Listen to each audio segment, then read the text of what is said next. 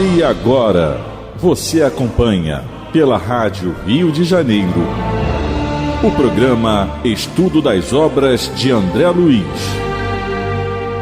Vamos refletir sobre o livro Nosso Lar. Produção e apresentação, Tereza Cristina e Marco Antônio. Amigos ouvintes da Rádio Rio de Janeiro, novamente estamos aqui na emissora da Fraternidade, com a permissão de Jesus, para podermos dar continuidade ao estudo da vida no mundo espiritual através da obra Nosso Lar. Obra que foi ditada pelo Espírito André Luiz e que foi psicografada pelas mãos abençoadas de Francisco Cândido Xavier. Olá, caros ouvintes da Rádio Rio de Janeiro. Estamos estudando o capítulo 30, cujo título é Herança e Eutanásia. No programa passado, nós continuávamos a conversar sobre família, né? Porque é o que a Paulina está tentando esclarecer para o pai dela, que se encontra internado lá nas câmaras de retificação, no pavilhão 5, e que está totalmente contaminado pela mágoa e pelo ódio que ele mesmo está nutrindo, né? Que ele mesmo está sentindo. Nós vimos que uma coisa interessante no programa passado, que apesar de toda a conversa, né, toda a explicação que ela deu para ele sobre os problemas dos lares na Terra, né, de que todas as famílias enfrentam, a meiguice dela o tocou. A gente até comentou no programa passado que o amor é uma força poderosa. E porque ela poderia estar com raiva do irmão também, né? A gente comentou isso no programa aí atrás. Poxa, pai dela, parece que ele era adotivo, ela podia estar com raiva dele, mas ela já compreendeu que todos nós na Terra cometemos erros, dependendo da nossa situação, do momento em que vivemos na Terra. Nós ainda trazemos muitos séculos de sombra na nossa alma. A gente cultivou muita sombra e ela não dissipa de uma hora para outra. A gente sabe que a gente vai passar ainda por experiências que vão, né, nos mostrar quem verdadeiramente somos, porque a gente anda muito iludido enquanto encarnado. E ela tentou mostrar isso para ele, para o pai, mostrar que o Edelberto, que o envenenou, ele é um irmão necessitado. E a recomendação, né, a última frase que a gente leu no programa passado, foi essa, pedindo que o pai perdoasse o Edelberto, porque ele é um irmão necessitado de esclarecimento. E que esquecesse essa leviandade, esse crime que ele cometeu. Não é? Então, ela já consegue ter essa compreensão que ele é um irmão de jornada, que, não é, na última encarnação fez parte da família dela, mas que é um irmão que está desviado das leis de Deus. Ela está tentando mostrar isso para o pai. E o pai percebeu o amor todo, né, o carinho dela, e aí começou a chorar. Mas esse verbo perdão é um verbo que é o que nós vamos ver agora, né? Vamos começar a ler. Falar, porque ela já falou, perdoe Edelberto, papai. E ela vem... É o parágrafo 20. Ela só que agora ela usou o verbo... Papai. Ela vem, a atitude dela é essa desde o início do capítulo, a gente vê. Mas agora ela usa o verbo direto, perdoe, papai, perdoe. E a gente pode nos ater também a esse verbo, que é tão difícil para nós ainda, mas para isso tem o Evangelho para nos orientar, né? Principalmente. No Evangelho segundo o Espiritismo, no seu capítulo 10, bem-aventurados que são misericordiosos, o Espírito Simeão diz assim, Allan Kardec coloca a mensagem de Simeão, perdão das ofensas. Ele diz, Jesus, o justo por excelência, diz a Pedro, perdoarás, mas ilimitadamente, perdoarás cada ofensa tantas vezes quanto ela te for feita. Ensinarás aos teus irmãos esse esquecimento de si mesmo. Então, esse esquecimento de si mesmo, que o Simeão está dizendo, é esquecer a mágoa. E a mágoa denota que nós não perdoamos. Porque se nós perdoássemos, não tínhamos mágoa, não tinha ressentimento. Não é? Isso faz mal para quem? Para nós. Porque muitas vezes vai acontecer da pessoa que nos fez mal, que fez mal a alguém que nós observamos, ela se recuperou, ela se regenerou, ela se arrependeu. Deus não quer a morte do pecador, desculpa, mas que ele se arrependa e tenha a vida eterna. E a pessoa que fez o mal se regenerou, foi. E aquela que sofreu o mal continua enraizado na mágoa ali. Então, muitas vezes aqui o Edelberto, no caso com o Edelberto, ele pode se arrepender do que fez e melhorar, e o pai dele continua na mágoa, que aí se torna a vítima, vamos dizer assim, né, da situação. Se torna o doente e o outro fica são. Em muitos casos, nas obras da Luísa, a gente vê isso. Mas, Tereza, antes da gente continuar, tem uma história que eu queria ler. Sim. Posso? Olha. Que Antes de, porque já de começar a leitura. O perdão, gente, é o perdão. É tão difícil para mim, pelo menos, meu Deus. No livro não. É umas entrevistas que foram feitas ao Chico e no Anuário Espírita. E aí essa parte aqui do anuário ia ser traduzida para o espanhol. E começaram a fazer os questionamentos para o Chico. Um dos questionamentos, o Chico conta uma história. De qual ano é o anuário? Peraí, deixa eu ver aqui. É que eu estou sem coisa.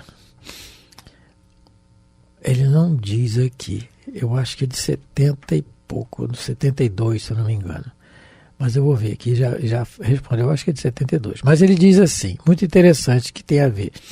Porque às vezes a gente fala assim, mas ninguém faz isso. Muitas vezes a gente ouve isso, mas ninguém consegue isso. Então Jesus mentiu, não é? Porque a nossa fatalidade é o progresso, né? E aí a pergunta é essa, olha, as providências do perdão. Ao transmitir, aí a pergunta feita ao Chico, o repórter pergunta assim, ao transmitir, caro Chico, sua mensagem final aos irmãos de fala castelhana, rogamos-lhe a gentileza de narrarmos um dos inúmeros fatos mediúnicos que o sensibilizaram no correr das suas 4 décadas de tarefas ininterruptas da mediunidade com Jesus. Então é realmente 70 e pouco, 4 décadas, 40 anos, Chico começa em 30 na década de 30, é por aí. Resposta do Chico. Nas experiências da nossa tarefa mediúnica, citaremos uma delas para nós inesquecível. Nos arredores de Pedro Leopoldo, há anos passados, certa viúva viu o corpo de um filho assassinado, chegando repentinamente à casa. Então ela já era viúva e o filho foi assassinado. Desde então chorava sem consolo. O irmão homicida fugira logo após o delito. E a sofredora senhora ignorava até mesmo porque o rapaz perdera tão desastradamente a vida. Agravando-se-lhe os padecimentos morais, nossa amiga já desencarnada, dona Joaninha Gomes, convidou-nos a ir em sua companhia partilhar um ligeiro culto do Evangelho com a viúva enlutada. Então o espírito convidou o Chico para ir lá partilhar um culto do Evangelho com a viúva, que já era viúva e enlutada agora porque perdeu o filho. A desditosa mãe acolheu-nos com bondade e logo após, em círculo de 5 pessoas, entregamo-nos à oração. Aberto em seguida o Evangelho segundo o Espiritismo, no capítulo 10, item 14, que é o que nós lemos agora, a mensagem de Simeão, intitulado Perdão das Ofensas. Ia de minha parte começar a leitura quando alguém bateu a porta. Pausamos na atividade espiritual enquanto a dona da casa foi atender. Tratava-se de um viajante maltrapilho, positivamente um mendigo, alegando fome e cansaço. Pedia um prato de alimento e um cobertor. A viúva fê-lo entrar com gentileza a pedir-lhe alguns momentos de espera. O homem acomodou-se num banco e iniciamos a leitura. Imediatamente depois disso, comentamos a lição de modo geral. Um dos assistentes perguntou à dona da casa se ela havia desculpado o infeliz que lhe havia morto o filho querido, cujo nome passou na conversação a ser por várias vezes pronunciado. A viúva asseverou que o Evangelho, pelo menos, lhe determinava a perdoar. Foi então que o recém-chegado e desconhecido exclamou para a nossa anfitriã: "Pois a senhora é mãe do morto?" E trêmulo acrescentou que ele mesmo era o assassino, passando a chorar e a pedir de joelhos. A viúva, igualmente em pranto, avançou maternalmente para ele e falou: Não me peça perdão, meu filho, que eu também sou uma pobre pecadora. Roguemos a Deus para que nos perdoe. Meu Deus. Continuando. Em seguida, trouxe-lhe um prato bem feito e o agasalho de que o desconhecido necessitava. Ele, entretanto, transformado, saiu do culto do Evangelho conosco e foi se entregar à justiça. No dia imediato, Joaninha Gomes e eu voltamos ao lar da generosa senhora. Joaninha é o espírito que levou ele lá. Voltamos ao lar da generosa senhora e ela nos contou, edificada, que durante a noite sonhara com o filho a dizer-lhe que ele mesmo, a vítima, trouxera o ofensor ao seu regaço de mãe, para que ela o auxiliasse com bondade, socorro, entendimento e perdão. Então, nós não estamos falando aqui, como disse o Raul numa palestra há um tempo, Raul Teixeira, nós não estamos falando de uma família de Saturno, nós estamos falando de uma família aqui de Uberaba. Aqui é a data, Tereza, 22 de agosto de 1970, publicada no Anuário Espírita de 72.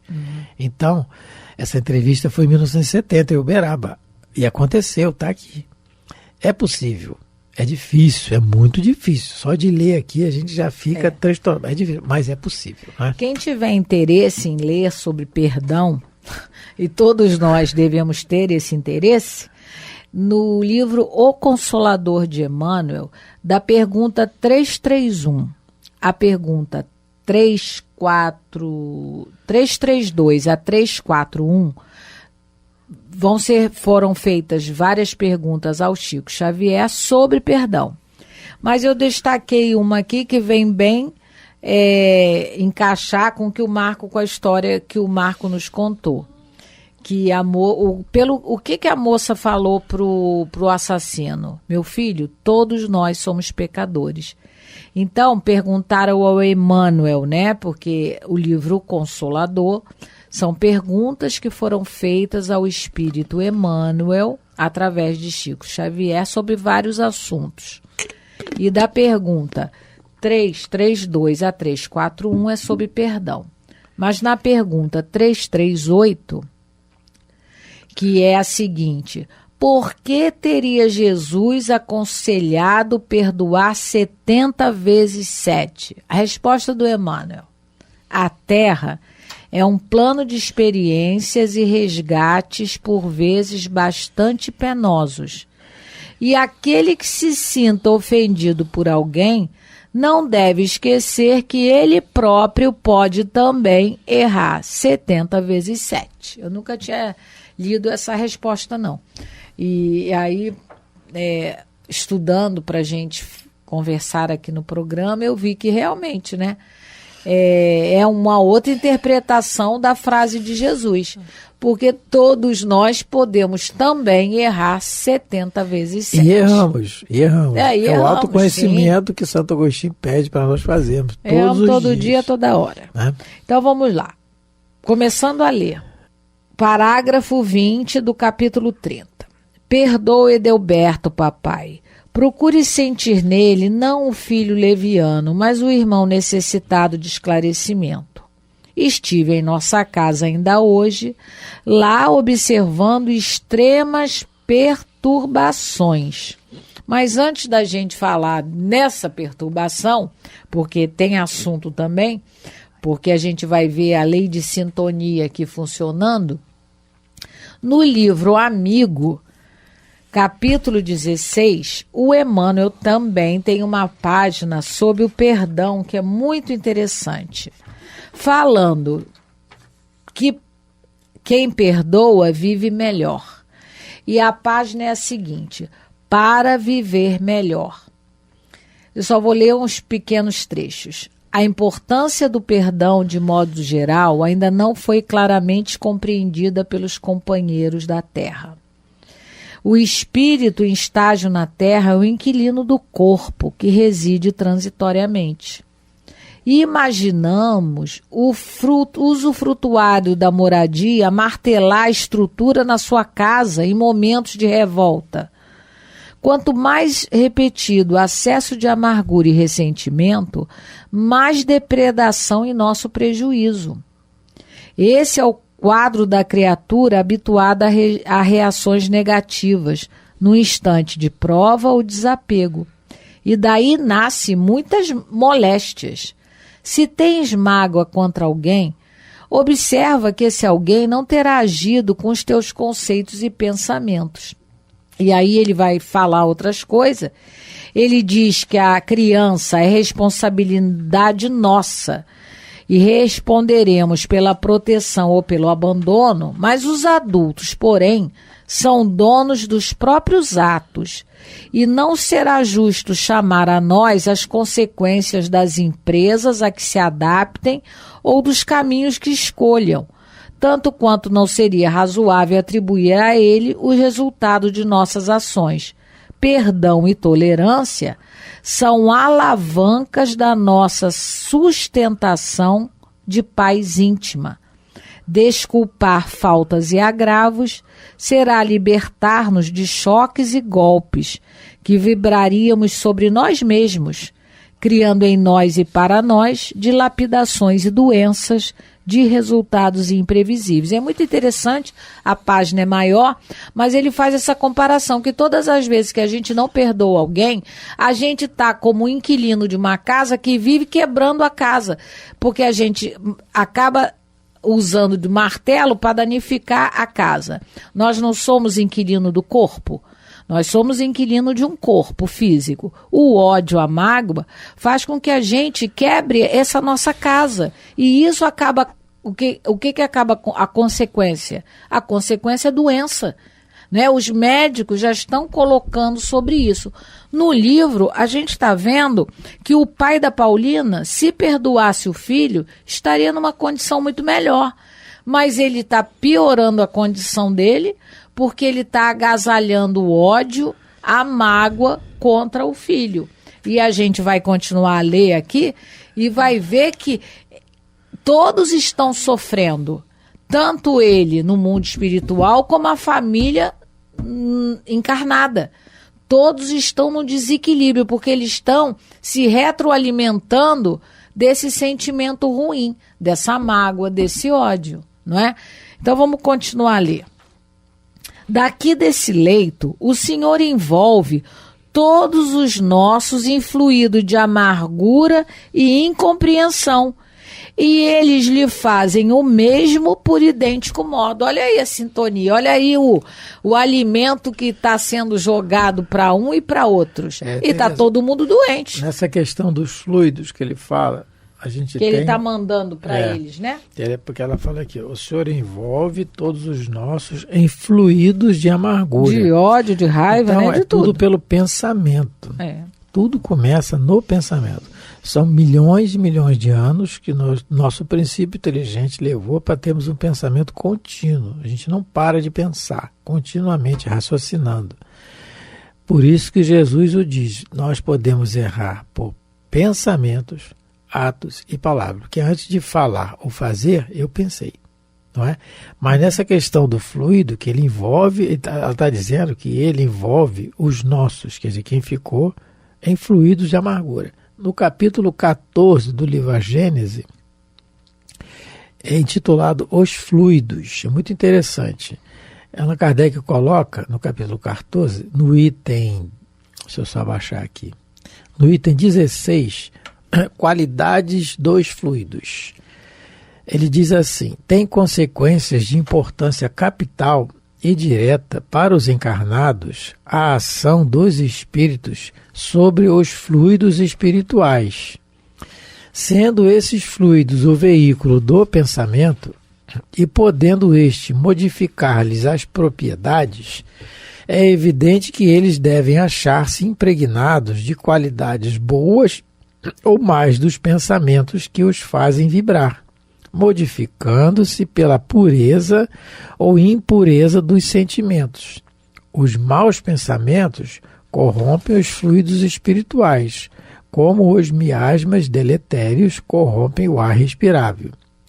Os fluidos que envolvem os espíritos maus ou que esses projetam são, portanto, viciados, ao passo que os que recebem a influência dos bons espíritos são tão puros quanto comporta o grau de perfeição moral destes. Então, é exatamente esse trecho aqui, o item 16, que ela Kardec coloca, que a gente pode encaixar o raciocínio aqui direitinho como está a Paulina. Porque Paulina, está com bons fluidos, mas não consegue atingir a ele tão assim fácil, porque ele criou uma barreira, porque dele só sai fluido deletério. E aí a água não mistura com azeite, né? E ele está perturbando a família, porque a família também está em sintonia com esse ódio. Ela vai dizer mais um pouco mais na frente. Então a sintonia é uma simbiose, né, vamos dizer assim, uma simbiose de fluidos. Então a gente tem que tomar muito cuidado com isso. O desencarnado da família, seja ele quem for, ele não tá morto, gente. Ele está vivo, ele só está sem o corpo. Só isso, é só esse detalhe. Então a gente tem que ter muita precaução, cuidado e, acima de tudo, respeito com relação a isso. Isso. Então, repetindo, daqui desse leito, o Senhor envolve todos os nossos em fluidos de amargura e incompreensão, e eles lhe fazem o mesmo, por idêntico modo. O pensamento, em vibrações sutis, alcança o alvo, por mais distantes que se esteja. A permuta de ódio e desentendimento causa ruína e sofrimento nas almas. É a página que eu li, que está no livro Amigo, no capítulo de Jesus. E eu não li o finalzinho da página, mas como a gente está chegando ao final do programa, né, que a gente comentou sobre o perdão, Jesus fala assim, né, o Emmanuel coloca o ensinamento do Cristo. Ensinou-nos o Cristo, perdoa não 7 vezes, mas 70 vezes 7 vezes. Isso, na essência, quer dizer que não somente nos cabe esquecer as ofensas recebidas em proveito próprio, mas também significa que seria ilógico disputar atenção e carinho daqueles que porventura nos agridam, já compromissados por eles mesmos nas equações infelizes das atitudes às que se afeiçoam. Em suma, para quem quiser na terra trabalhar e progredir, com mais saúde e mais paz, alegria e segurança, vale a pena perdoar constantemente para viver sempre melhor, que é o título da página, para viver melhor. Se o pai da Paulina tivesse tomado a atitude de perdoar, de compreender, não é, que o Edelberto é um ser humano falível, que ele está doente, que ele está necessitado, que ele é uma alma necessitada, ele estaria muito melhor, porque esse ódio está prejudicando a ele e está prejudicando a toda a família que está no mesmo pensamento de mágoa, de revolta, de incompreensão.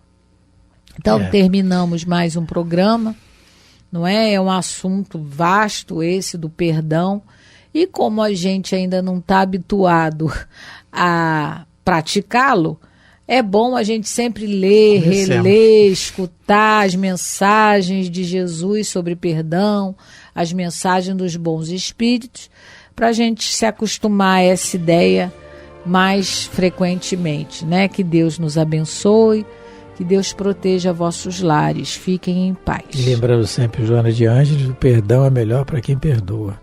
Fiquem em paz, fiquem com Deus.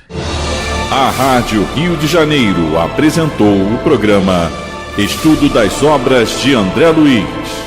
Produção e apresentação, Tereza Cristina e Marco Antônio.